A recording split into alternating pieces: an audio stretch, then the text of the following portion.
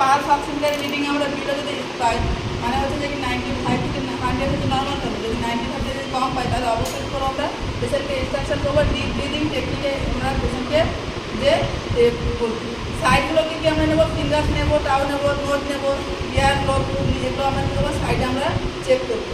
দেন হচ্ছে আমরা কি do not sack extremity and হচ্ছে ইনঅ্যাডিকুয়েট ব্লাড ফ্লো, যে সমস্ত এক্সট্রিমিটিতে কী হচ্ছে যেমন হচ্ছে প্যারালাইসিস হয়েছে, ব্লাড ফ্লো ঠিক মতো হচ্ছে না, সে সমস্ত সাইডে আমরা কী করবো এসপিএসি চেক করবো না।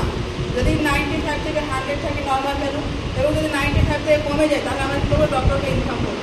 যে হচ্ছে ফিফথ ভাইটাল সাইন কি হচ্ছে পেইন অ্যাসেসমেন্ট, আমাদেরকে কী করতে হবে নিউমেরিক্যাল সিসির এক্সপ্রেশন আমরা কী করবো আমরা পেইন অ্যাসেসমেন্ট করবো। এখানে ট্রিটমেন্ট হিসেবে কী করতে পারে ডাইভার্সনাল থেরাপি বা কোল্ড অ্যান্ড হট অ্যাপ্লিকেশন দিতে পারি।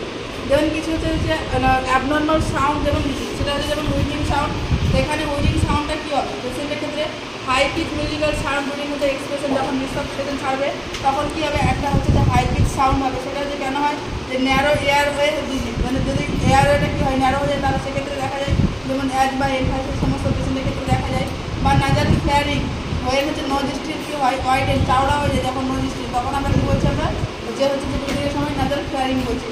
ডেসনিয়া কী হচ্ছে ডিফিকাল্টি ইন ব্রিদিং, যখন হচ্ছে শ্বাস নিতে প্রবলেম হয় তাকে আমরা বলছি ডেসনিয়া।